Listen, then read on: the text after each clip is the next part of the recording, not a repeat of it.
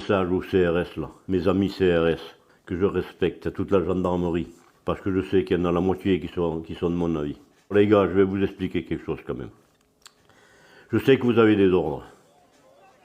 Vous avez des ordres, on exécute un ordre.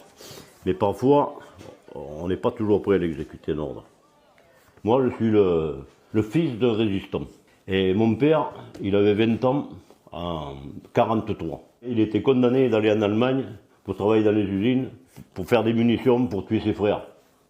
Vous entendez bien ce que je vous dis là. Eh bien, il n'est pas été. Bon, pour la bonne raison qu'il n'y a pas été, il est parti avec son beau-frère.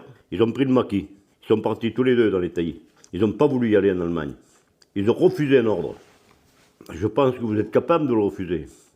Mais vous êtes jeune, vous avez 20 ans, vous avez 40 ans.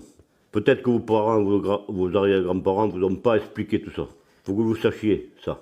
Et il ne faut pas oublier aussi que tant qu'ils étaient au maquis, les paysans leur ont aidé à les cacher et à leur porter à manger. Vous soyez CRS, vous avez des enfants, vous voulez les faire crever de faim, vos enfants, ou alors vous voulez leur faire manger la merde qui va arriver de je sais pas d'où. C'est ça l'avenir de la France. Alors moi je ne veux pas faire passer le message à toutes ces personnes qui soient de ville, de campagne, militaires, tous ces gars qui travaillent. Il faut que ça s'arrête, ça suffit. Réfléchissez bien. C'est pas des menaces que je vous dis, c'est le savoir-vivre, le bon sens. Parce que vous dépendez tous de la terre, tous, autant que vous êtes. Autant. J'ai rien contre vous, CRS. J'ai rien contre vous, la gendarmerie. J'ai rien contre vous, les gars. Tout ce que je vous demande, c'est de réfléchir. Les gens en ont ras-le-bol, là, maintenant. Ras-le-bol. Moi, le premier, hein. Je m'en fous de ramasser une balle. Vous m'avez envoyé une balle, vous allez me tomber, ça c'est sûr. Je vais tomber. Mais je vais tomber, je préfère tomber debout qu'à genoux. Hein. J'ai pas envie de crever, hein. Mais pour une bonne cause comme ça, je suis prêt.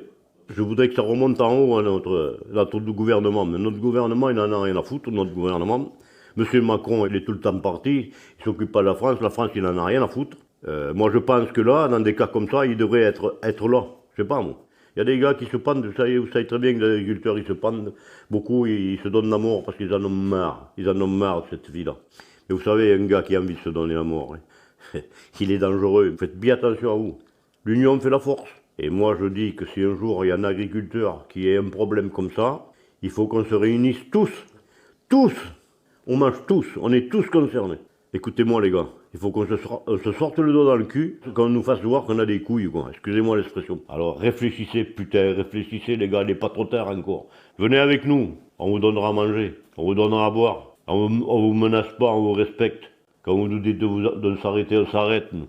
Je pense être juste. Je suis désolé, j'en ai marre.